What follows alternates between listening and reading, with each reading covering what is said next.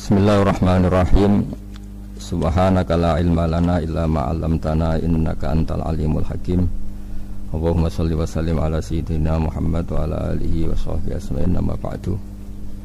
Saya tidak akan cerita tentang perspektif kesehatan karena ini wilayah yang menangani kesehatan. Mereka lebih spesifik, lebih tahu. Tapi saya akan cerita tentang sejarah kurban. Tanggal 17 Juli yang lalu kami pas sowan Pak Quraish Shihab. Beliau adalah teman Profesor Zaini, abahnya Mbak Ova ketika di Al-Azhar. Ketika Profesor SMA di sana, Pak Quraish, itu Pak Zaini kakak angkatannya. Jadi dekat sekali dan alhamdulillah kemarin Mbak Najwa juga sambung langsung sama Profesor Ova lewat adik saya, Mama itu.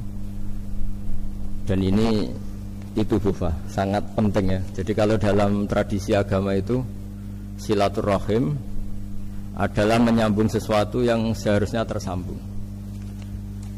Saya masih ingat pesanan Pak Zaini, berkali-kali beliau bilang saya, agama yang masuk negara nggak konflik itu diantaranya paling spesial itu Indonesia. Karena para wali ini mendampingi kultur daerahnya tapi tidak benturan. Misalnya kalau orang Jawa dulu pakai sesajen di sawah-sawah, katanya dimakan penunggunya. Ya penunggunya sawah itu kalau dulu ya pikirannya itu makhluk gaib.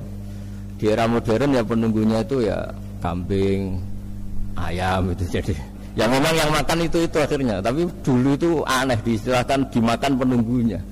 Kalimat penunggu itu apa ya gak jelas, apa dengan tanda petik apa penunggu betul gak jelas. Wali-wali datang tidak mengkafirkan itu tapi terus dirubah jadi sedekah ke tetangga-tetangga. Jadi kultur itu enggak dilawan tapi cukup diubah jadi makani demit menjadi sedekah ke tetangga.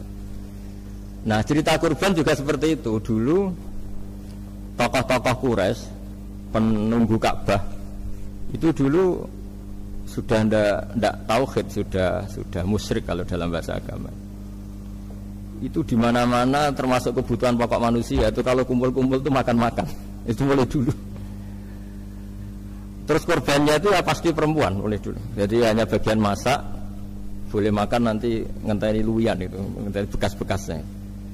Sehingga yang nyortir Abu Jahal CS itu. Jadi yang kurban harus hewannya bagus, spesial, bahkan nggak boleh dikawinkan. Hewan yang mau dikorbankan itu nggak boleh dikawinkan, nggak boleh pernah dikendarai, nggak boleh pernah dipakai bajak sawah dan sebagainya. Semuanya serba spesial.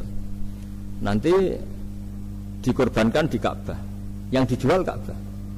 Nah pertanyaannya, Ka'bah ini nggak pemakan daging, yang untung ya ketua-ketuanya ini, karena Ka'bah tidak doyan daging. Dan itu ya di atas namakan Allah, ini demi taqarrub ilallah, demi itu. Sehingga mereka bilang waqalu hadhihi an'amu wa harsun hijrul la yat'amuha illa man nasa'u bisamihim. Ini hewan kurban harus spesial dan yang berhak makan hanya orang-orang spesial, yaitu para penunggu Ka'bah, para sadanatul bait. Tapi karena mereka sudah tidak benar, tidak jujur, Islam mau merubah tradisi itu. Tapi kalau tradisi itu dirubah, maka Islam akan terkenal pelit karena dari acara makan-makan menjadi tidak ada makan-makan. Jadi kadang kebenaran itu harus diganti dengan sesuatu yang tidak ekstrim. Karena tadi dari acara makan-makan menjadi sama sekali nggak makan-makan. Maka terus diganti oleh Islam dengan kalimat udhiyah, dengan kata kurban. Nah kenapa itu harus terjadi? Karena kurban itu sebetulnya syariatnya Nabi Ibrahim, di mana orang Mekah itu memang turunan Nabi Ibrahim. Sehingga sisa-sisa makan-makannya masih. Cuma mulai ada melenceng, ada sesajen, ada khurafat, ada bid'ah. Kemudian itu mulai masalah. Terus Rasulullah Muhammad SAW datang ingin benahi itu. Tapi yang dibenahi adalah menghilangkan kemusyrikannya, bukan makan-makannya. Akhirnya diganti oleh udhiyah. Nah kenapa ada kurban? Kalau dalam banyak literatur, Nabi Ibrahim alaihissalam itu Nabi yang paling, dengan tanda kutip, mengklaim kalau beliau itu orang paling sayang kepada Allah, paling dekat kepada Allah. Nggak ada yang dicintai selain Allah. Beliau memaklumatkan itu baik secara lisan maupun di gemuruh hatinya, di bisikan hatinya, di detak jantungnya, pikirannya seperti itu. Pas itu beliau belum punya putra karena beliau termasuk lambat punya anak. Suatu saat ditakdir punya putra, yaitu Ismail. Pas seneng-senengnya jalan, pas seneng-senengnya punya anak, sama Allah disuruh nyembelih. Anak kamu harus kamu sembelih. Ibrahim kaget. Kenapa ya Allah? Kamu adalah orang yang sering ngomong bahwa yang paling kamu cintai saya. Tapi setelah ada anak kamu, kayaknya enggak. Protes Nabi Ibrahim, Pak. Yang benar Gusti, iya harus anak kamu. Karena beliau kadung janji, kadung komitmen yang paling dicintai Allah, tidak ada yang lain. Saya akan mencintai engkau ya Allah, meskipun harus mengorbankan anak saya. Sehingga cerita terus disyariatkannya kurban itu. Ketika Nabi Ibrahim berkomitmen melaksanakan perintah itu, Ismail juga mau nurut, bersama Allah diganti oleh hewan kurban yang bernama kambing. Sehingga versi cerita itu bahwa Allah akan maklumi ketika orang mencintai Allah secara serius, bersamaan dengan itu orang juga mencintai anaknya dengan proporsi masing-masing. Itu di khazanah-khazanah yang saya baca. Versi kedua, tapi ini nanti nggak perlu dipertanyakan. Nanti kalau UGM tanya itu versi yang paling baik, yang paling benar gimana? Yang tanya juga bid'ah, yang jawab juga bid'ah nanti. Karena itu wilayah yang kadung terjadi. Jadi kalau dalam ilmu hadis itu, kalau kadung terjadi, buat kamu unggulkan yang mana, tetap saja yang terjadi hanya satu, mesti kelewat. Beda dengan istihad solusi. Karena mau terjadi ya kita uji coba. Kalau nggak cocok yang A ya cocok alternatif B, alternatif C. Kalau sudah kelewat, mau gimana? Kalau salah ya salah aja kan. Versi kedua begini, semoga versi kedua ini yang benar. Kalau ini benar, keren. Nabi Ibrahim itu memaklumatkan diri. Kalau dalam bahasa Arab itu iddia itu mengklaim bahwa dia adalah orang yang paling sayang terhadap makhluk Allah, semua hamba Allah. Terus beliau diterbangkan ke langit. Ya karena UGM ini lembaga akademik, nanti saya baca teksnya. Kalau bahasa Arabnya itu takbirnya. Diterbangkan ke langit, ke alam malakut. Ya tidak usah ditanyakan cara terbang gimana, nanti ribet nanti itu. Setelah diterbangkan di langit, wa kadzalika nuri Ibrahim malakutas samawati wal ardh, diperkenalkan alam langit, terus dipertontonkan. Itu ada sekian hamba Allah yang nyabu, yang ngefly, yang dugem, pokoknya yang maksiat-maksiat itu. Ibrahim ditanya sama Allah, gimana itu mereka menurut kamu? Damirhum, habisi saja Allah. Mereka makan rezekimu, hidup di bumimu, tapi mereka tidak mengindahkan engkau. Matikan saja. Sama Allah diturutin. Jalan-jalan lagi sampai 3 kali peristiwa tempat-tempat maksiat itu dihabisin sama Nabi Ibrahim. Beliau minta sama Allah supaya itu dihabisin. Singkat cerita, terus beliau diturunkan sama Allah. Setelah diturunkan, ya Allah tidak jawab, tidak apa. Allah itu punya sunnah, punya tradisi. Dengan nabinya itu tidak jawab. Suatu saat Nabi Ibrahim disuruh bunuh anaknya, disuruh nyembelih. Protes kan? Huwa samratu fuadi. Ini kekasih saya, putra saya. Kenapa engkau nyuruh membunuh? Terus kata Allah, kamu tidak ingat di malam kamu saya mi'rajkan melihat hamba-hambaku, dan itu yang bikin aku, dan saya cinta sama mereka yang bikin saya. Kamu enak saja minta dibunuh. Sebenarnya gantian saya yang minta, kamu tidak nurutin gitu. Kamu pas minta saya tidak tak pikir, langsung tak turutin. Kenapa saya yang sekarang minta kamu mikir gitu. Tapi huwa samratu fuadi, itu buah hati saya. Dan memangnya makhluk-makhluk itu makhluk siapa? Saya yang bikin. Kamu enak saja nyuruh bunuh. Nah semenjak itu tuh jadi kearifan kita. Makanya Mbak Ova ini kalau guyonan di dunia kiai, kalau ada majikan bentak pembantunya yang salah meletakkan piring atau gelas, pasti cara berpikir mesti pembantunya ada cantik. Karena kalau salah tok kok dia cantik itu mesti mikir. Nggak bisa orang bentak orang cantik gitu. Jadi sama, misalnya saya janjian sama Gus Fikar, janjian Gus datang hari Senin gini-gini, ternyata beliau nggak datang. Kalau saya tidak punya utang, tidak atasan saya pasti marah. Sudah janji kok gini-gini. Saya bisa marah itu sebetulnya sebabnya itu 2. Saya kecewa dan dia tidak punya jasa. Tapi yang diomongkan hanya, wah, semua kamu khulful wa'di apa? Enggak tepat. Coba kalau ini atasan saya jadi dosen karena beliau misalnya. Saya punya utang beliau. Mbok nyulayani janji apa kan? Ya betul apa-apa. Sama. Ada majikan mencintai pembantunya karena sangat cantik, mana tidak mencahno piring. Omah itu rubah, itu tidak benar. Sama.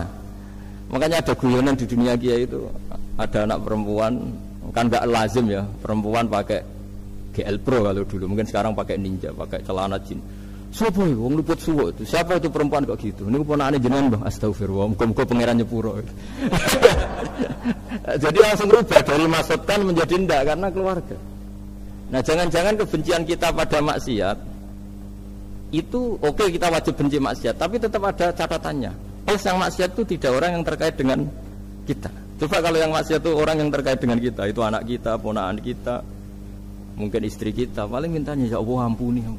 Sama-sama maksiat, yang satu minta dihabisin, yang satu kita minta diampuni. Fair gak kita sebagai manusia? Tidak fair. Tidak fair. Nah, ya iya gak fair. Apa ya fair? Mikir. Makanya kalau ada guyonan, ya itu tadi. Ada supir salah dimarahin, pasti supir ini belum pegang rahasia. Tapi kalau sudah pegang kartu, si pajikannya punya apalah gitu, simpanan gitu. Wah, ini pegang. Berani marah gak? Enggak. Ini dokter kelik juga ada masalah. Itu pengalaman sekali. Jadi itu guyonan kiai. Makanya jadi manusia itu gak pernah adil sebenarnya. Makanya Allah pernah mensifati manusia itu bakanal insanu zaluman jahula. Manusia itu sangat zalim dan sangat bodoh. Kalau misalnya jenengan tanya, orang soleh pun itu gimana? Orang soleh asal manusia tidak nabi, itu ya mesti ada zalimnya. Makanya kalau dalam kitab hikam diterangkan, kitab hikam itu kitab yang olah manusia. Itu menyebut begini, manusia itu siapa? Dijawab, manusia itu mangkanat mahasinuhu masawiyah. Orang yang ketika baik saja salah, apalagi ketika salah. Kita misalnya punya toko laris gitu, doanya mustajab, laris, pembelinya banyak, kualitasnya bagus. Pasti ada toko sekeliling yang megap-megap karena orang sekarang ke kamu kan gitu. Sama di kampus ya gitu, kalau ada kampus besar yang lain pasti ke masjid, terhalangi karirnya di semua. Sehingga orang supaya terus merasa salah, Rabbana dzalamna anfusana, meskipun kita sedang benar pun. Saya termasuk kiai yang kalau ngelepas haji, mungkin yang haji itu mangkel. Karena saya tidak pernah muji-muji haji, meskipun saya melepas orang haji. Umumnya kiai kalau ada orang haji kan dilepas haji mabrur, tidak ada lain balasan kecuali surga. Saya itu karena pernah kecil, pernah dengerin masyarakat. Itu ngenes ketika si kiai pidato tadi ternyata ngenes. Ngenesnya seakan-akan surga itu hanya milik yang haji. Anak koyo kula sepudi Gus wong kula ora kelar kaji. Semenjak itu setelah saya jadi kiai ya dendam juga. Akhirnya setelah saya jadi kiai kalau ngaji orang yang haji mabrur balasannya surga, orang yang fakir sabar juga surga, orang yang sering dimarahin istri juga surga. Pokoknya surga lah terus. Sampai yang mau haji itu Gus, gimana kok bahas kita kok sama dengan mereka? Ya karena saya ada ulama pesanan kata gitu. Jadi artinya gini, ketika Anda muji ibadah haji, jangan kira yang ngenes tidak banyak, yang ngeluh juga banyak, karena mereka ada takdir gak mampu haji. Itu hebatnya Islam. Islam juga datang dengan solusi-solusi. Misalnya Jumatan itu hajinya orang miskin, orang yang ingat Allah mulai subuh sampai matahari terbit juga sama dengan umroh. Jadi karena tidak semua orang itu mampu haji. Jadi itu Islam. Jadi nanti tak bacakan, jadi versi kedua itu Nabi Ibrahim diperingatkan Allah bahwa tidak seperti itu cara mengelola hamba-Ku. Nah, Islam ini kata Allah anit tabi' millata Ibrahim hanifa. Referensinya Islam, mentornya Islam itu Nabi Ibrahim. Sehingga kita alhamdulillah punya sejarah wali songo. Saya punya orang tua Kiai Nur Salim itu sayang sekali sama umat, Mbah Mun juga gitu. Saya sama Profesor Zaini itu sudah mulai tahun 2000 terus setiap hari ketemu juga nggak pernah kecewa. Beliau itu pernah disalahpahami, mungkin Bu Ova belum dengar ini. Pernah disalahpahami karena beliau itu tangan kanannya karena nggak kuat. Jadi kalau ngambil apa itu pakai tangan kiri. Itu pernah disalahpahami ya, mungkin orang hasud karena tidak mengkonfirmasi langsung mengklaim beliau itu kiai profesor, kalau apa-apa pakai tangan kiri. Kira-kira pertanyaan sunnah Rasulnya mana gitu. Beliau itu ya hanya corong Jawa itu berambang, agak nangis tapi tidak sampai keluar air mata tapi berambang. Beliau bilang gini ke saya, Seharusnya gimana Mas Pak? Ya kalau Pak Zaini ingin jadi wali ya tidak usah menjelaskan. Kalau Pak Zaini ingin menjelaskan berarti ingin diakui makhluk. Tapi kalau nggak dijelaskan mereka salah paham terus. Tapi cepat jadi wali karena sudah mulai mengabaikan apa kata mereka. Tapi kalau menjelaskan ya enggak. Ya lama jadi walinya. Tapi bagusnya orang nggak salah paham. Pak Zaini tertawa-tawa. Jadi wali apa enggak? Jadi saya tuh lama sekali sekamar dengan beliau ada di Badan Wakaf ya Mas Fajar ya. Badan Wakaf yang atas itu kan dulu tempatnya Pak Rektor kan kosong. Nah itu kita tempati sama Pak Zaini bertahun-tahun tiap hari diskusi. Dan nggak pernah ceritanya beliau itu penting. Karena senang guyon, memang khasnya ulama itu senang guyon. Kemarin saya ketemu Pak Kures, beliau cerita, saya ini punya idola Gus Pak. Kalau manggil saya Gus kadang ya Pak. Dulu beliau doktor filsafat. Lama-lama jadi Syekhul Azhar. Itu kalau ke kuliah pakai bis kata Pak Kures. Suatu saat di Al Azhar itu kan beda dengan di yang lain ya, agak-agak modern. Si gurunya ini beliau itu karena banyak yang berdiri, beliau duduk ada perempuan berdiri, terus yang lelakinya berdiri, terus jatah duduknya dikasihkan perempuan.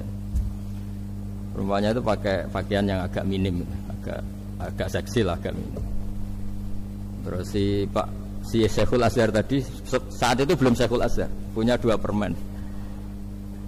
Ini ceritanya Pak Kures punya 2 permen terus. Yang satu sudah dibuka, yang satu masih bungkusan masih ditawarkan. Silakan Mbak kamu milih yang mana? Milih yang masih itu. Padahal bukanya itu supaya lebih gampang. Ternyata milih yang masih bungkusan. Kenapa Mbak? Ya ini lebih steril karena pakai bungkusan. Oh iya. Itu pelajaran itu. Terus Pak Kures nantang saya. Gus Pak punya enggak cerita tandingan? Wah kalau saya kebalikannya Pak. Di kereta itu ada Cina, enggak khitan ya. Ketemu sama kiai kampung. Kenapa khitan? Enggak khitan juga sama gini-gini gitu. Terus dikasih pisang. Terus dimakan dikupas dulu. Kok udah langsung aja. Terus kata Pak Kures. Nah ternyata sama Pak Zaini sama Pak Kures itu dibalik ke profesorannya. Ceritanya itu ya guyon terus.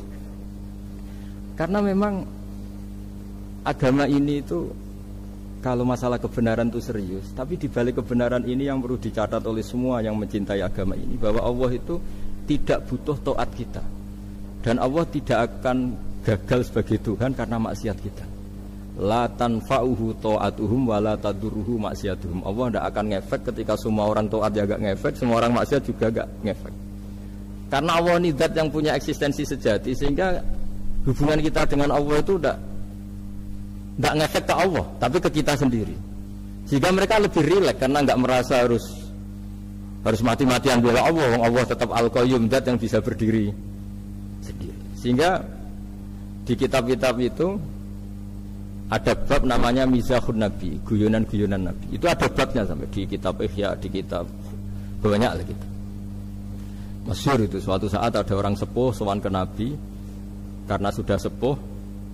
Beliau pamit lah, kira-kira jam segini pamit, ya Rasulullah saya mau pulang karena nanti kemalaman. Karena beliau jalan kaki yang orang sepuh. Kata Nabi, "Dah tenang saja di sini, nanti pulang kamu udah jalan kaki. La ahmilan naki alab ninakoh, nanti kamu tak naikkan anaknya unta." Pikirannya orang sepuh tadi namanya anak unta itu ya kecil. Wa ma fa'altu bibninako, apa yang bisa saya lakukan dengan anak unta? Sudah, tenang saja. Setelah beliau ngaji lama, ya dikasih unta tua itu. Silakan kamu bawa unta saya ini. Ini kan unta tua, ada anak unta. Ya meskipun tua ya anaknya unta. Ya tapi cerita saja. Meskipun tua juga anaknya unta. Jadi agama itu rileks. Nabi Ibrahim, kembali lagi ya karena syariat Ibrahim. Nabi Ibrahim itu pernah minta supaya nyawanya itu diperpanjang. Karena umumnya orang itu kan ingin nyawa panjang, ingin umurnya panjang. Beliau yakin penting nyawa panjang, umur panjang. Allah tidak jawab ke apa. Suatu saat ada tamu, orangnya itu sepuh sekali. Nabi Ibrahim karena orang yang sangat menghormati tamu dikasih kurma, anggur. Itu setiap dimakan dikunyah, meler lagi keluar. karena sudah sepuh, nggak ada giginya, sepuhnya keluar lagi. Itu jawabnya Nabi Ibrahim, ya Allah, masuk lagi ke kamar, sholat lagi, mengcancel doa panjang umur. Katanya Ibrahim, oh jenengan jawab toh. Gitu. Artinya kalau ingin tua sekali ya nasib kamu kayak itu gitu. Jadi karena beliau tahu itu jawaban terus masuk kamar, oh jawab tuh Gusti jenengan, terus membatalkan doanya. Itu Nabi Ibrahim. Kalau orang sekarang enggak, donga ngarani, ya tua ya tetap sehat, tetap. Wah itu. Itu lebih ribet itu. Iya, jadi karena doa itu kalau enggak diperjelas itu ya repot. Ini cerita supaya kita berislam itu ceria. Saya Mbah Mun itu meskipun kiai top senengannya nggih guyon bapak saya. Tapi guyon itu ada yang wajib. Saya dulu itu janggal. Ini cerita ya, mungkin kalau di kampus-kampus umum agak asing, tapi ini cerita. Nuduh zina itu dosanya besar sekali. Saya ulang lagi, nuduh orang lain zina itu dosanya besar sekali. Disebut bab qadzaf. Saya pernah menjumpai 3 kiai besar Bu Ova, 3 kiai besar. Kiai top semua. Di majelis itu ada gosip bahwa si A itu punya selingkuhan sama Sri itu misalnya, atau dengan siapa lah, dengan perempuan. Itu kalau di Arab itu senengannya pakai Salma, Laila Majnun Salma. Kalau di Jawa itu kasihan korbannya itu. Ya, tapi itu contoh saja ya. Itu si Kiai 3 tadi gak ngefek, malah tanya gini, loh apa perempuannya cantik? Wah cantik sekali Mbah. Cantiknya sampai kayak apa? Malah bicara cantiknya perempuan. Saya itu yang pertama iskal. Ini Kiai kok bakas orang apa? Cantik. Orang ayu. Setelah majelis itu bubar, yang penggosip tadi ya yang gosip ini gak Kiai, yang pembisiknya ada Kiai, yang gosip ini gak Kiai. Cuma Kiai 3 ini posisi mendengar. Tapi malah tanya cantiknya tadi. Singkat cerita setelah orang itu pulang bilang gini, Gus. Itu kalau saya bilang iya dengan gosip itu, saya ikut qadzaf, saya ikut menuduh orang lain zina. Itu dosa besar. Selain itu saya kiai, kalau saya bilang iya dianggap membenarkan. Maka untuk mengalihkan nggak bicara nuduh, jadi guyon tadi. Jadi guyonnya itu, karena kalau dia tadi bilang iya, artinya mengiyakan. Dan ternyata qadzaf, punya dosa besar karena nuduh orang lain zina.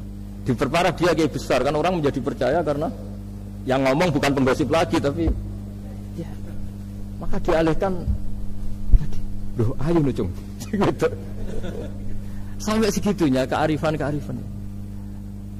Sehingga dulu ketika Ma'is itu seorang sahabat yang pernah salah besar. Itu Nabi ketika beliau ada gosip salah gitu ya, Nabi masih jangan-jangan kamu hanya mimpi cung, jangan-jangan kamu hanya megang tapi tidak sampai zina.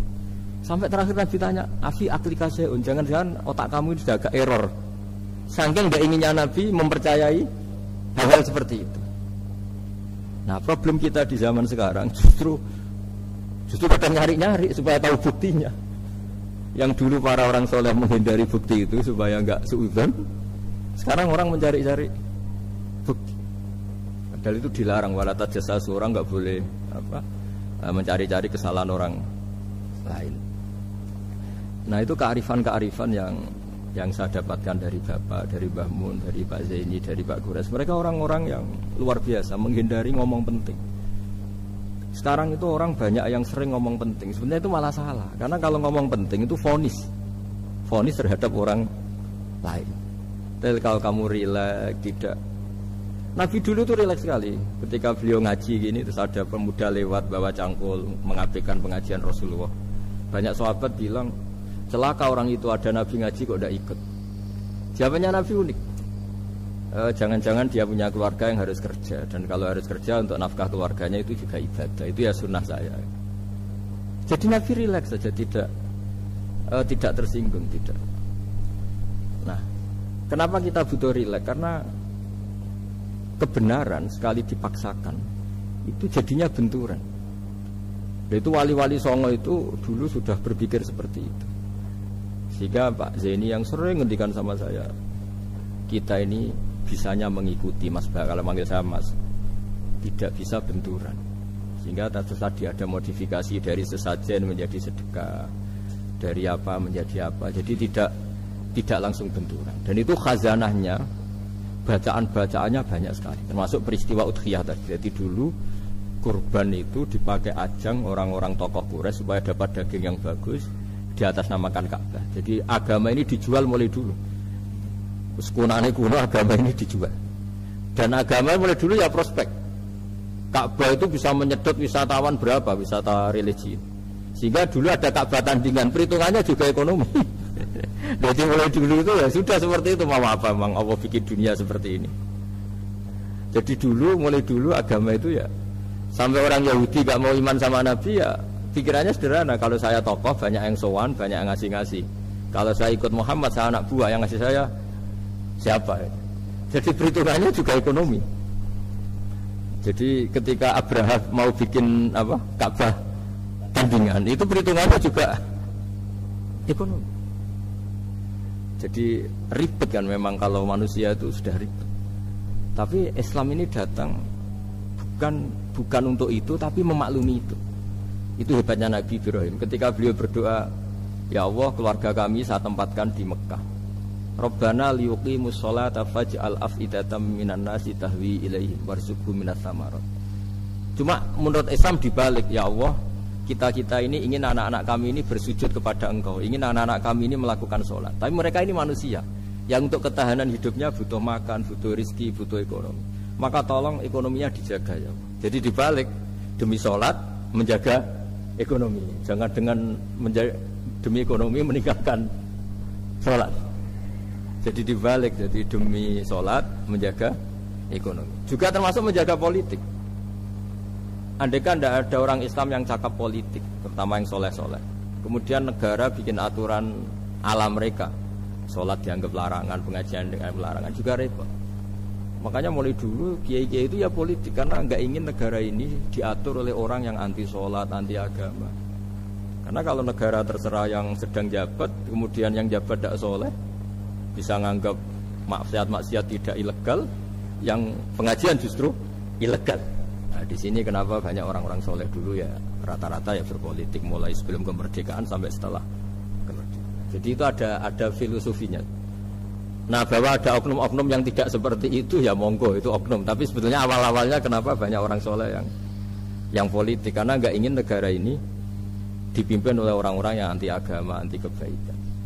Sehingga berkahnya apa? Berkahnya negara ini berkonstitusi secara Islami. Meskipun tidak negara Islam, tapi tadi hak asasi manusia terjaga, hak belajar, hak beragama, hak ibadah. Coba bayangkan kalau kita jadi korut, Korea Utara kan pusing. Jadi, nah itu uniknya, lagi-lagi ini cerita uniknya. Itu mulai dulu itu tidak ada benturan. Ketika ada Masumi, ada Partai NU, ada macam-macam. Muhammadiyah datang di Jogja itu Mbah Ahmad Dahlan itu teman dekatnya Mbah Hasyim. Saya tahu banyak tentang, namanya dulu Darwis.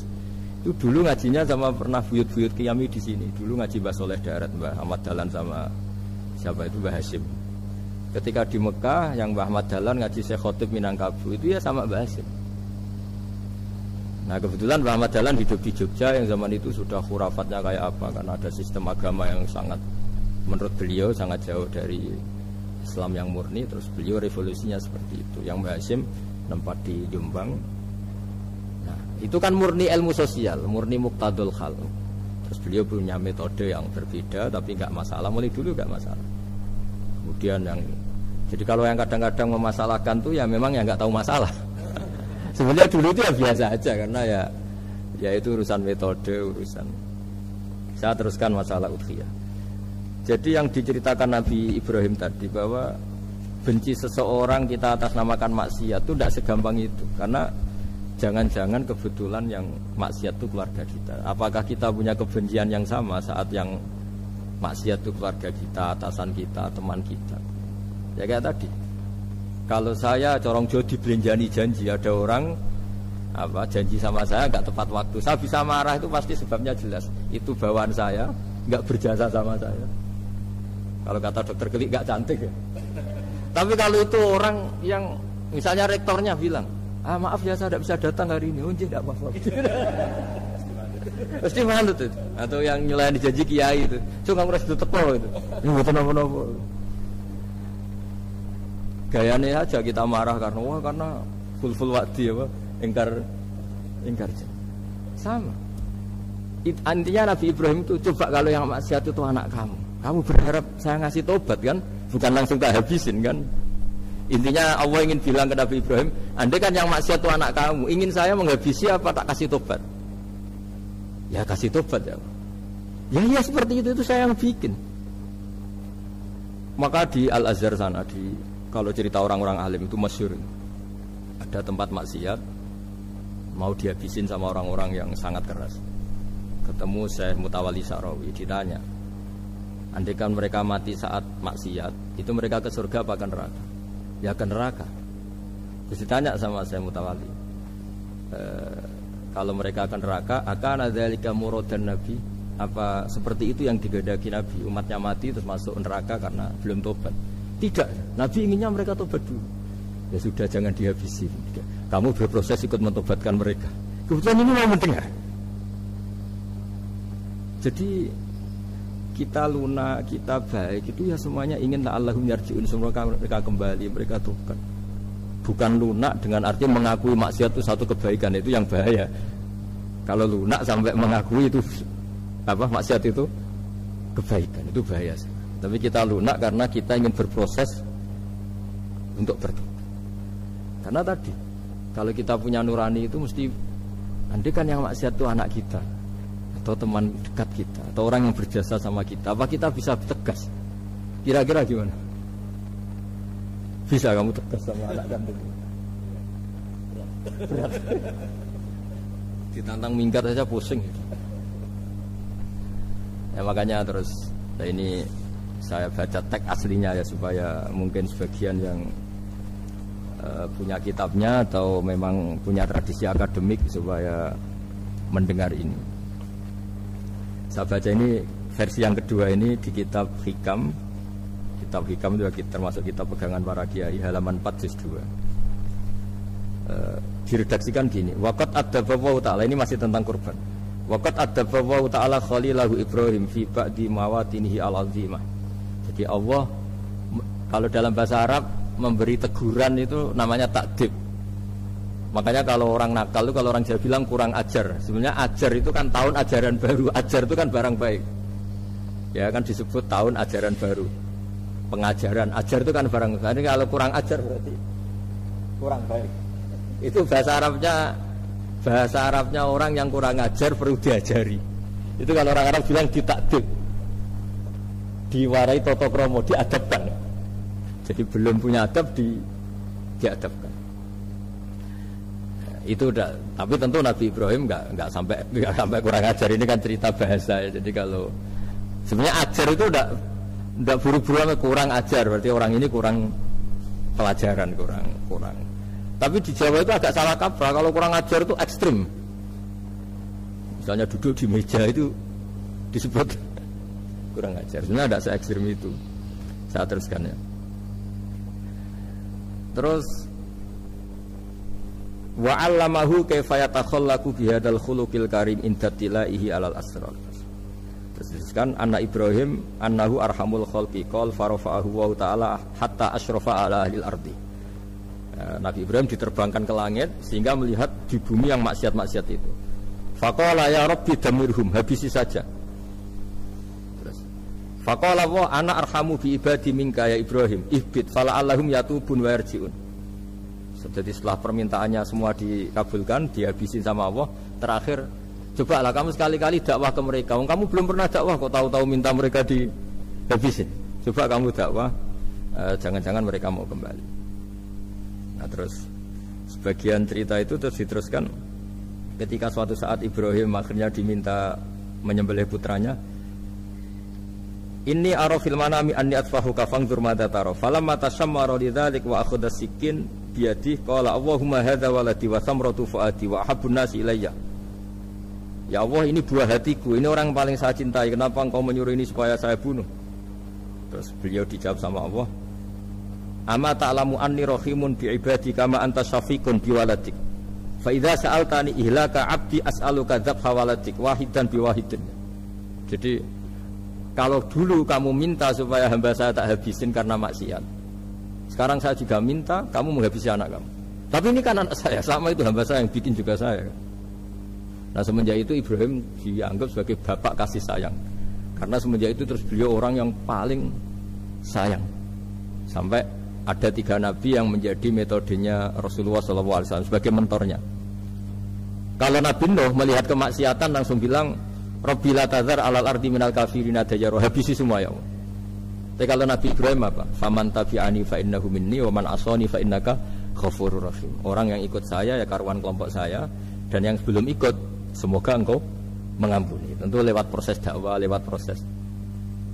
Nah, Wali Songo, kembali ke Wali Songo dan para guru-guru kita, itu seperti itu semua. Jadilah Islam yang di Indonesia, Islam rahmatan lil alam, itu konstruksinya ya dari ilmu-ilmu seperti ini, bacaannya seperti ini. Karena ternyata kita tegas tadi ujung-ujungnya karena itu tidak cantik, tidak atasan kita, tidak berjasa sama kita. Kamu kalau ada supir telat, supir kok telat datang kantor gitu, pasti supir itu belum pegang rahasia. Nah pegang rahasia tak jamin aman itu meskipun telat. Karena lebih ngeri pasti.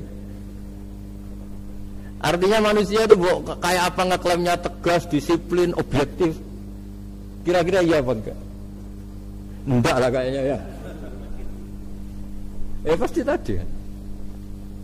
Nah itu yang makanya bapak saya kalau guyon sama saya itu, kalau umumnya orang itu kalau di dunia kiai muji istiqomah. Istiqomah itu konsisten jadi imam masjid, konsisten jadi guru, jadi kalau bapak itu sering guyon ke saya, iku istiqomah apa mau diganti wong liya katanya. Artinya di balik istiqomah itu juga ada catatan lain. Jangan-jangan ambisi gak mau diganti orang lain. Jadi intinya manusia itu dalam benar saja ada unsur salahnya, apalagi pas salah gitu maksudnya. Nah ya pas benar saja ada unsur salahnya, apalagi pas salah. Itulah dengan sudut pandang seperti ini adalah orang terus gak gampang menghakimi orang lain. Karena manusia yang baik adalah cukup dia merasa aibnya banyak, salahnya banyak, kemudian itu menyibukkan dia dari mencari-cari aibnya orang lain.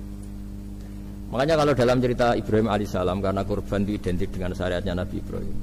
Ini saya punya catatan yang kemarin tak baca juga di Jakarta. Itu suatu saat Nabi Ibrahim itu didatangin orang Majusi dulu. Orang Majusi itu ya tidak beragama.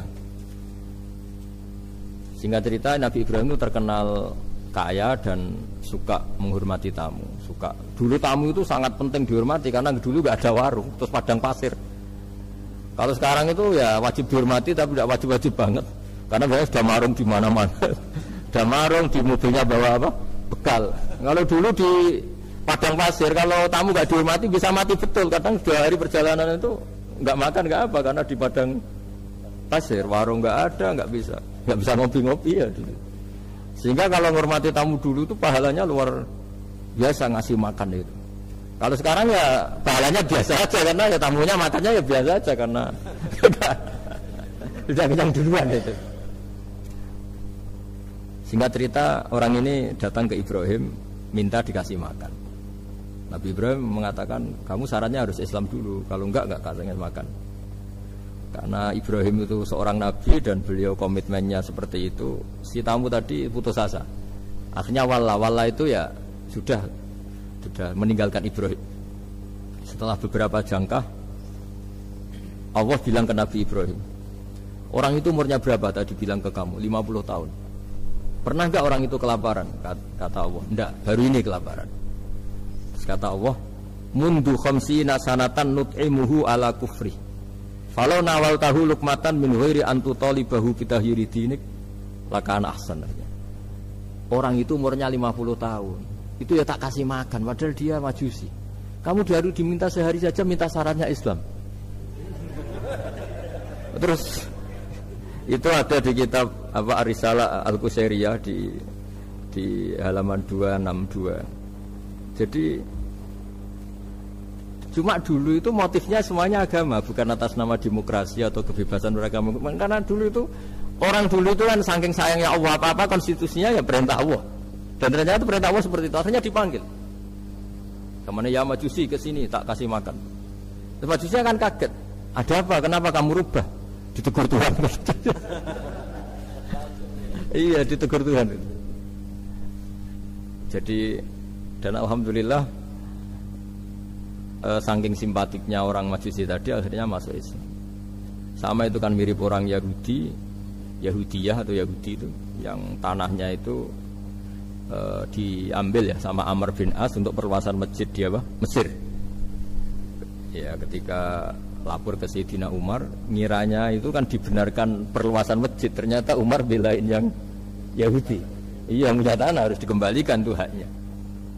Jadi Islam itu menghormati hak kepemilikan meskipun itu milik non muslim. Jadi kata Allah, mut khamsina sanatan nut'imuhu ala kufri. Falau nawal tahu lukmatan min ghairi antu tolibahu bitahiri ini. Buat dikasih makan aja, tidak usah nyuruh ganti agama. Wong saya saja yang Tuhan masih makan dia sudah 50 tahun. Tambah syarat. Tambah syarat. Ya jadi ini cerita ya Bu Ufa. Jadi kita mungkin kenangan saya dengan Bapak, Bu Ufa dengan Profesor saya ini kebetulan teman dekat sekali sama saya dan hampir tiap hari saya ketemu, minimal 3 jam tahun-tahun. Sampai kalau kehabisan cerita, akhirnya cerita keluarganya karena kesuwan belajar, karena akhirnya cerita keluarga. Masuk ya tadi ini saya cerita ini barang baik. Ketika beliau pernah ditahan karena aktivis dulu, itu pas mau lahirnya Bu Ova, terus beliau berdoa mati-matian, delalah dibebaskan. Beliau sempat nunggu kelahirannya Bu Ova ini, terus dinamai Aufa Amalia. Itu kalau dalam bahasa Arab itu Aufa itu Allah memenuhi apa yang saya angen-angen. Jadi itu ceritanya itu gitu. Jadi nama itu spontan aja ketika iya, jadi beliau itu aktivis dulu. Bukan dipenjara karena korupsi atau kriminal, bukan karena aktivis. Karena kalau model sekarang Bu, kalau nggak dijelaskan detail, ditahan karena aktivis. Nanti dikira ditahan karena yang lain. Ribet kan? Jadi ditahan karena beliau itu dulu aktivis, bukan karena. Ya saya kira demikian. Monggo kalau ada sesi tanya jawab, kalau tapi yang ringan-ringan saja, nanti jadi serius. berapa pertanyaan? Apa waktunya? Pakai waktu 10 menit ya? Ini pas.